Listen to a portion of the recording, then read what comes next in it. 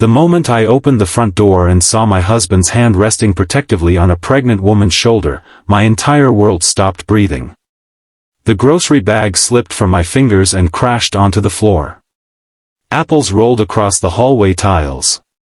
A carton of eggs shattered at my feet. But none of that mattered. Because standing on my porch, smiling as if nothing was wrong, was my husband. And beside him stood a woman carrying his child. If you believe in kindness, forgiveness, and second chances, please take a moment to like this video, comment where you're watching from, share this story with someone who needs hope, and subscribe to Lifeline Central for more emotional stories that touch the heart. The afternoon sunlight poured through the doorway, making everything look strangely beautiful despite the nightmare unfolding before my eyes. My name is Seraphina Hale, and for 12 years, I believed I had a happy marriage. 12 years. 12 birthdays. 12 anniversaries. 12 years of standing beside the man I loved through every challenge life had thrown at us.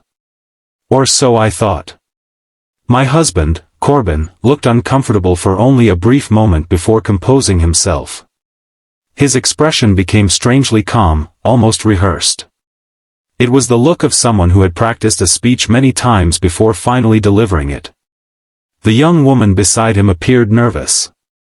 Her hands rested on her rounded stomach as if she were trying to protect herself from the storm she knew was coming. I remember every detail of that moment. The scent of freshly cut grass drifting through the neighborhood. The distant sound of children laughing down the street. The golden afternoon sun reflecting off parked cars. The ordinary beauty of a normal day that was about to become the worst day of my life. Without warning, all the little clues from the past year began flashing through my mind. The late-night meetings. The unanswered phone calls. The sudden business trips. The emotional distance. The way he stopped looking at me when he thought I wasn't paying attention. The signs had been there. I just hadn't wanted to see them. Love can sometimes blind us more effectively than darkness. Corbin stepped inside as though he belonged there. The young woman followed carefully behind him. My home suddenly felt unfamiliar. The photographs hanging on the walls now looked like evidence from a crime scene. Our wedding picture above the fireplace felt like a cruel joke. Every memory seemed to mock me.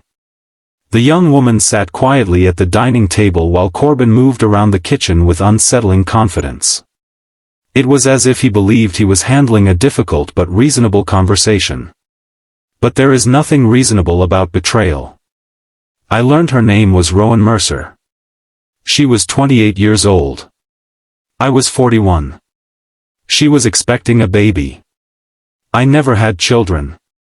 That final fact hurt more than anything else. For years, Corbin and I had tried. Doctor appointments. Treatments. Specialists. Heartbreaking disappointments. I had cried myself to sleep countless nights after hearing that another attempt had failed. Corbin always held my hand through those painful moments. Or at least I believed he had shared my grief. Now I wondered if he had simply been waiting for another opportunity. The realization felt like a knife twisting deeper into an already shattered heart. Over the following days, my life collapsed piece by piece. Corbin moved out. Friends chose sides. Family members called with awkward sympathy. Some people treated me like a victim. Others treated me like a failure. Everywhere I went, I felt invisible whispers following me. The woman whose husband left her. The woman who couldn't have children. The woman who lost everything. For months, I lived inside a fog of sadness. I stopped attending social events. I stopped answering messages. I stopped caring about the future. Each morning felt heavier than the last. The house became painfully quiet. The silence echoed through every room. One rainy afternoon, nearly 6 months later, I found myself sitting alone in a small cafe downtown. Outside, gray clouds covered the sky. Inside, life continued moving forward. People laughed. Students studied. Friends shared stories. Everyone seemed to belong somewhere. Everyone except me. Then something unexpected happened. An elderly woman sitting nearby suddenly collapsed. Her coffee cup shattered against the floor. Several people froze in shock. Without thinking, I rushed to help. Years earlier, I had completed emergency response training while volunteering at community events. Instinct took over. Within minutes, paramedics arrived. The woman survived. As they wheeled her away, she reached for my hand. Her eyes filled with gratitude. That simple moment changed everything.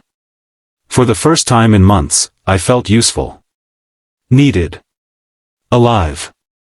A few weeks later, I began volunteering regularly at local shelters and community centers. At first, I joined simply to stay busy. But slowly, something remarkable happened. Helping others started healing parts of me that I thought were permanently broken. I met people facing challenges far greater than my own. Single parents struggling to feed children. Widowers learning to live alone. Families rebuilding after devastating losses. Their courage inspired me. Their resilience reminded me that pain does not have to define a person. One morning at a community center, I met a teenage girl named Alara. She had recently lost both parents and was struggling to stay in school.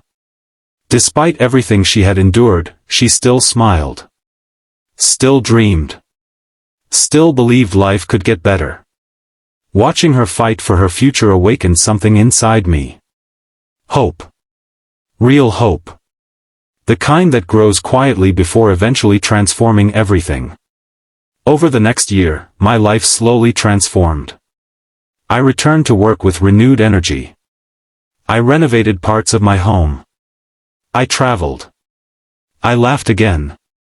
Most importantly, I stopped measuring my worth through someone else's choices. The woman who stared back at me in the mirror was no longer the broken wife abandoned for a younger woman. She was stronger. Kinder. Wiser. And finally learning to love herself. Then came the day I never expected. A bright spring afternoon. A community fundraising event. Hundreds of people gathered in the city park. Children ran across open fields. Music filled the air. Food vendors lined the pathways.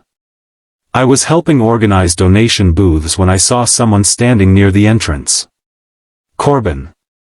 At first, I barely recognized him. The confident man who had once walked away from our marriage looked exhausted. Older. Defeated. Life had clearly not unfolded the way he expected. Beside him stood Rowan. But she wasn't smiling.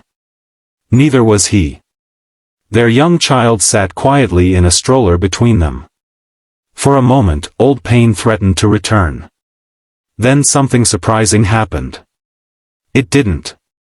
I felt no anger. No jealousy. No desire for revenge. Only peace. The kind of peace that arrives after surviving your worst storm.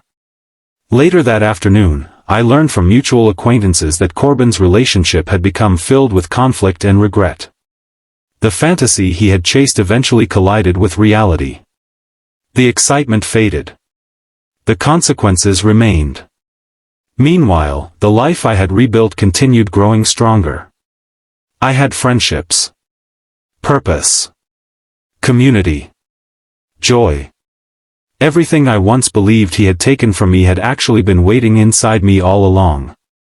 As the event came to an end, I stood beneath a canopy of golden evening sunlight and watched families gather together. The sky glowed with shades of orange and pink. A gentle breeze carried laughter across the park. For the first time in many years, I felt complete. Not because someone loved me. Not because someone chose me. But because I had chosen myself. And that made all the difference. Before we reach the ending, I have a special request. Comment below with the words, "I choose myself." Your words may inspire someone else who is struggling through heartbreak right now. As the sun slowly disappeared beyond the horizon, I realized something profound. The night Corbin brought his pregnant mistress to dinner felt like the end of my story. But it wasn't. It was the beginning. The beginning of discovering my strength. The beginning of finding purpose. The beginning of understanding that sometimes life breaks our hearts only to create room for something better. Not every ending is a tragedy. Some endings are simply doorways leading us toward the life we were always meant to live. And if this story touched your heart, please like, comment, share, and subscribe to Lifeline Central. Your support helps us continue sharing stories of hope, healing, and resilience with people around the world. Because no matter how dark today may seem, tomorrow still holds possibilities you cannot yet imagine. And sometimes, the greatest blessing arrives disguised as the worst heartbreak. That is the lesson I carried home that evening. Not bitterness. Not regret. But gratitude. Gratitude for surviving. Gratitude for growing. And gratitude for the beautiful life waiting on the other side of pain. The woman whose husband brought his pregnant mistress to dinner did lose a marriage. But she found herself. And in the end, that was worth far more than anything she had lost.